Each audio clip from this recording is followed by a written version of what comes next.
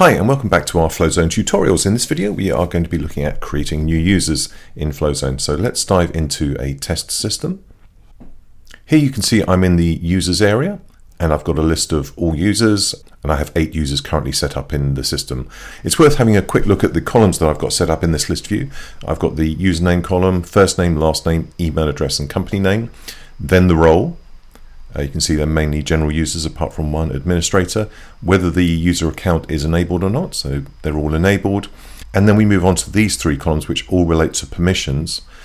Permissions add to new projects, permissions all companies, permissions select companies. Now we have got a separate video on what those columns are telling you, so if you're not clear about that, please check out that other video and I'll link that in the description below.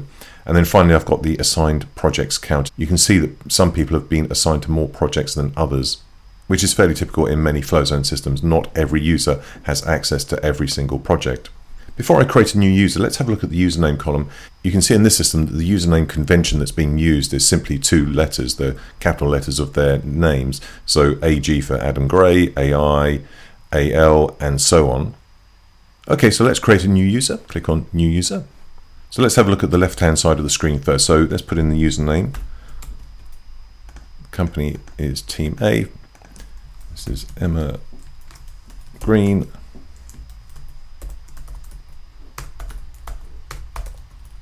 You don't have to put in a telephone number or mobile number, you can leave that. Okay, so let's focus on the right hand side of the screen now. And the first thing that we come across is the role. So you need to select the appropriate role for your user. Now in Flowzone, the roles are configured completely flexibly and the roles that you will see in your system will probably be different to the ones that I'm seeing here. So just select the appropriate role for the user that you are creating. I'm going with general user. So let's move on to these next 2 sections here, and these work together to determine which projects a user is going to be added to. So if I select only Team A and then automatically add this user to future projects and add this user to existing projects, that combination will mean that this user has access to Team A's projects, whether they are in the past, existing projects, or in the future. But this user will not be added to any projects, whether they're existing projects or future projects, for any other companies. Now these last 2 sections on the right hand side are fairly self-explanatory. So normally you would be wanting to generate a random password for a user when you send them the account details, and then you get the option of whether to send them a standard welcome message or send them a welcome mail with a custom message. But in this case, because I'm not actually creating a real user, I'm not going to send a welcome mail. I'm just doing this for illustration purposes. So that's everything that I want to set up, and let's just create that user. Just remembering that it's a Team A user and we want to add this user to future and past projects. So if I create this user EG and then I go back to my list of users. So first thing, we've now got 9 users and EG is added into our list view here. And you can see it in the columns here that this user is being added to new projects, not for all companies, but for Team A. And this user has already been assigned to 8 projects. Now those projects will be the Team A projects that have already been set up in the system. And if we have a look in our projects area and we just have a look for Team A projects, so you can see there are 8 projects there that have already been created in this system.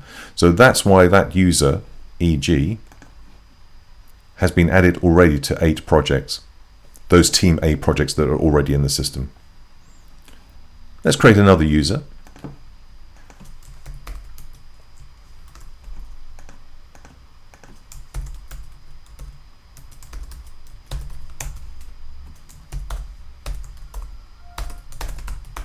The role is going to be the same.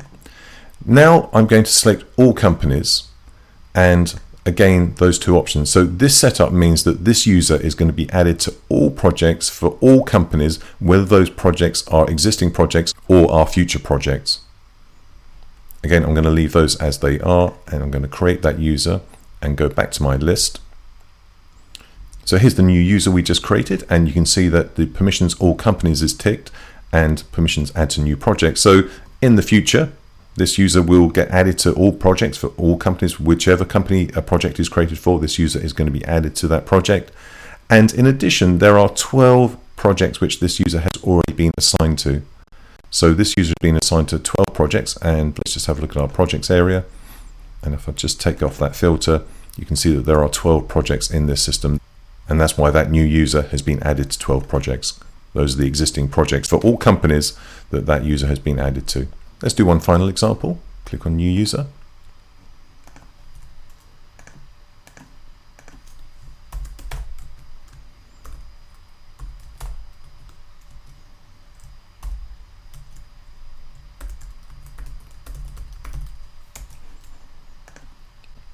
The role is General User.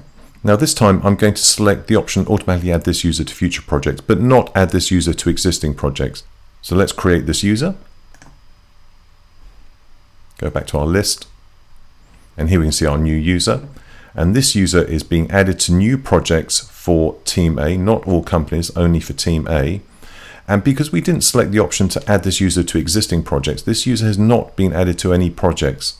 Now, as new projects are created for Team A, this user will be added to those projects. So let's just do that. So I'll go into the projects area, create a new project quickly for Team A. If I look at my project list now, just to confirm, I've got 13 projects. I've now got 9 projects for Team A. If I go back to my users, so the user KV is being added to new projects for Team A, not for all companies, for Team A. So that's why this user can now see one project. They can see the one project we've just created. If we have a look at the user MO, this user is being added to new projects for all companies. So of course that would include the project we just created for Team A. And that's why this user can now see 13 projects, whereas before it was 12. So they can see all the projects in the system. If we have a look at this user is being added to new projects for Team A only, not for all companies, just for Team A. And of course we created a project for Team A, so this user will have been added to that project. You can see now that this user has been assigned to 9 projects in the system. That's all the Team A projects. Okay, that's it for this video. Thanks very much for watching. Please check out our other videos, and we'll catch you in the next one.